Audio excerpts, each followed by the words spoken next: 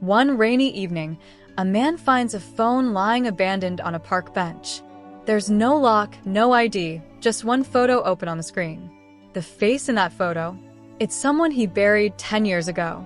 From that moment, his entire life spirals into a mystery so personal, so emotional, it threatens to destroy everything he thought was real. Before starting the story, make sure to subscribe the channel so that you don't miss any update in future. The rain was relentless. The streets shimmered with reflections of red lights and rushing lives. But for Daniel, everything had paused. He didn't plan to stop at the park that night. His meeting ran late, his umbrella had flipped inside out, and his phone battery had died at 2%. But something pulled him, a flicker, a shape, to a worn-out wooden bench near the swings. There it was, a phone, alone, glowing. No case, no passcode, just the screen lit up and a single image. His breath caught. The rain didn't matter anymore. His knees bent slowly, as if gravity had shifted, because on that screen was her face, smiling, alive. Emily.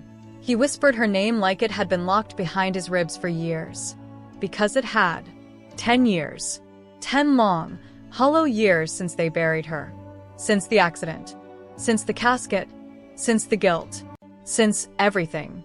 He reached for the phone with trembling fingers, his heart thundering against his ribs like it wanted to escape. The photo wasn't just any photo, it was fresh. Taken just days ago, judging by the timestamp, July 7th, 2025, 4:13 p.m. She stood in front of a coffee shop, the sun behind her, holding a book only he had given her on their last anniversary. She was wearing the same necklace they had buried her with. Daniel staggered back. Was this a sick joke? A deep fake?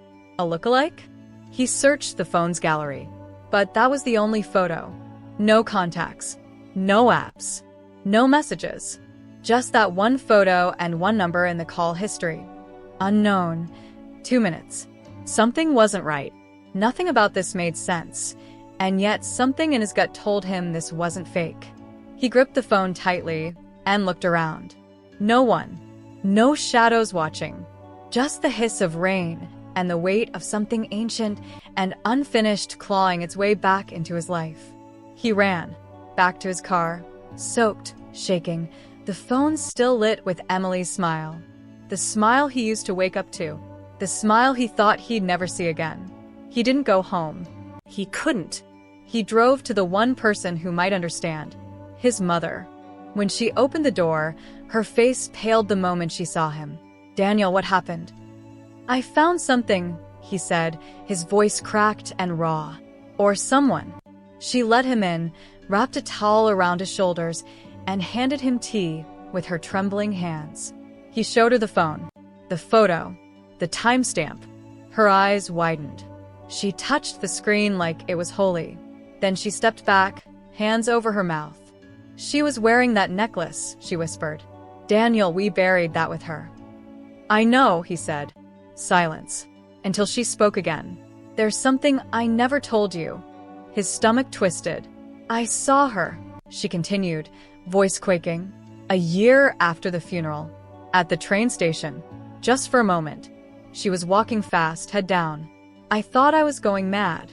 I never said anything because, well, who'd believe me? Daniel's grip tightened on the phone. You think she's alive? I think, his mother said. We were never told the truth. He didn't sleep that night. Just stared at the photo over and over, as if staring long enough would bring her back. But the more he looked, the more he noticed something else. In the blurred background of the photo, just over her left shoulder, there was a sign. Partially visible. Fianated Love. A cafe. It had to be. A Google search pulled it up immediately. Caffeinated Love, downtown, Barrage. That's where she was. Without thinking, he grabbed his keys and left. The cafe was 20 miles out. He didn't care. Each mile was a countdown to a confrontation he never thought possible. When he arrived, the place was nearly empty. Warm lights, jazz music, the smell of espresso and old books. He walked up to the counter. A young barista looked up and smiled. Good evening. Daniel swallowed hard.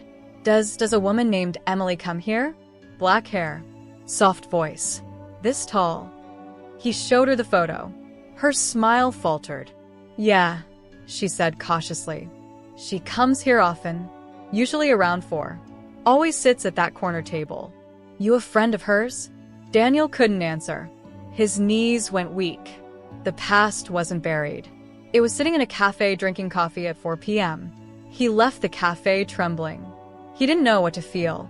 Fear, joy, guilt, confusion? Why had she faked her death? Why had she vanished? Who was she hiding from? He stared at the phone once more, and then it rang. Unknown caller. His heart dropped. He answered, but no voice spoke. Just breathing. Slow. Shaky. Familiar. Then a whisper. Daniel, don't look for me. Click. His entire world collapsed into static. Daniel couldn't move.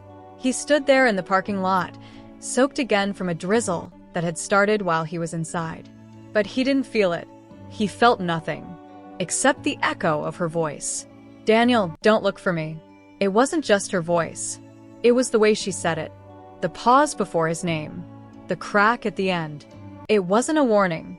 It was heartbreak. She didn't sound afraid. She sounded broken.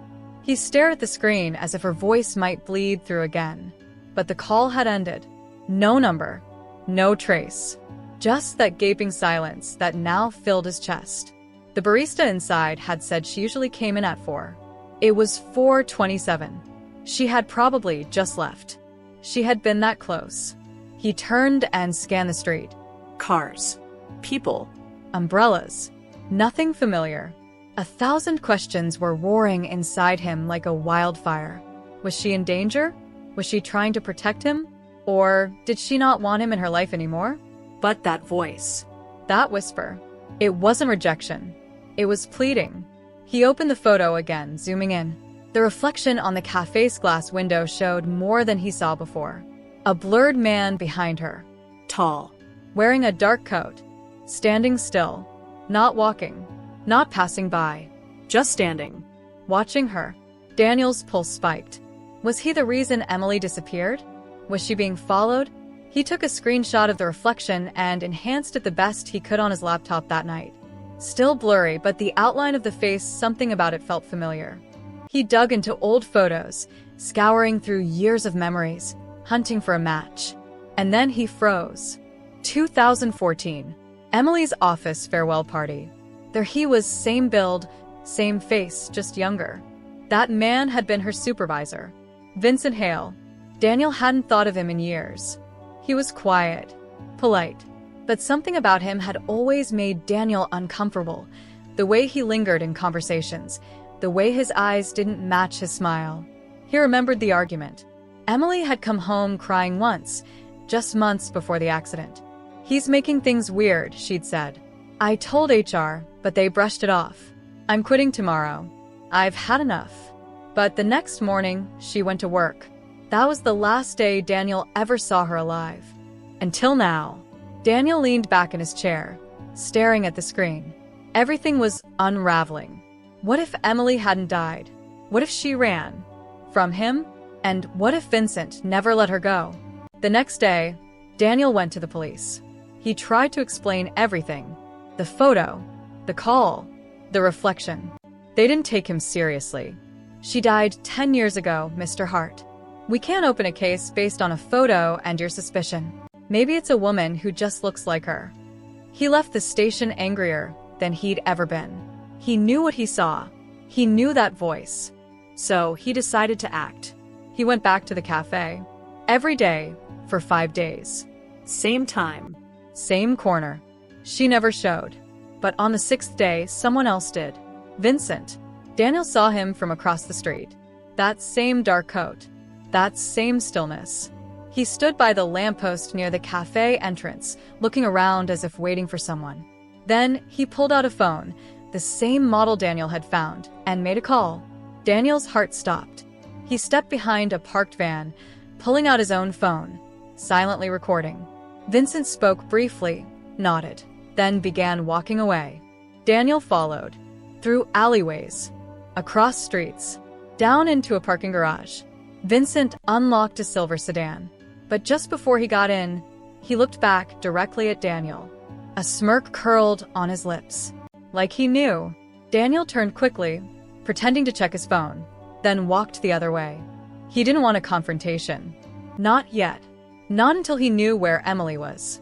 That night, he uploaded the video online, on a hidden forum, for whistleblowers. Attached every detail he had, the photo, the voice recording, the man's name, the call logs, and waited. The next morning, he got a message. "We know her. She's been in witness protection. You're not supposed to be looking for her." Daniel stared at the message, cold creeping up his spine. Witness protection? Why hadn't they told him? Then another message came through. "You were ruled a risk. She asked to cut all ties. Don't dig further." He slammed the laptop shut. Risk? Him? He couldn't accept that. That night, Daniel returned to the cafe once more. He sat at the far corner, hood up, eyes scanning the door. Then she walked in. Emily. Older. A little thinner. But still her. She walked like she was carrying the weight of another life. She ordered her coffee, looked around nervously, then sat down. Not seeing him, Daniel didn't move. Couldn't. His hands trembled. His throat locked. Then she looked up. Their eyes met. And in that 1 second, the world stopped. Tears filled her eyes. Her lips parted. She stood slowly, clutching her cup. But before she could take a step, a man in a coat stepped between them. Vincent. He placed a hand on her shoulder and whispered something. She froze, then turned, and walked out. Without looking back, Daniel sat there, paralyzed. She had seen him. She was real. And she still walked away. The barista came over, noticing the look on his face. "You okay, sir?" He didn't respond. Just stared at the door she vanished through. Then slowly whispered to himself, "She's not gone. She's trapped." And this time, he wasn't letting her disappear again. Daniel didn't sleep that night, not even for a second. He replayed every moment again and again. Her eyes when they met his, the flicker of something she tried to hide, the way she turned away like it physically hurt to look at him. And Vincent, standing between them like a gatekeeper of another life. It wasn't fear he saw in her. It was pain and surrender. She wanted to reach him, but she didn't. Something stronger than love was holding her back. Morning light filtered through his window, but Daniel was already gone. He wasn't going to sit still anymore. If she couldn't ask for help, he'd fight for her anyway. He started with everything he had on Vincent. Old contacts, business records, online databases. Most led nowhere, until he found something buried in a bankruptcy record from 7 years ago. Vincent Hale had owned a shell company, dissolved mysteriously 6 months after Emily's death. Daniel dug deeper. The company had contracts linked to private security firms, the kind that offered discreet asset recovery, the kind that didn't advertise, the kind that helped people disappear or be kept hidden. Daniel's heart beat faster. Vincent hadn't just followed her. He had controlled her. But why? And why had she been in witness protection to begin with? There were still so many pieces missing, but Daniel knew one thing. If he didn't act now, she'd vanish again. So he went to the cafe one last time.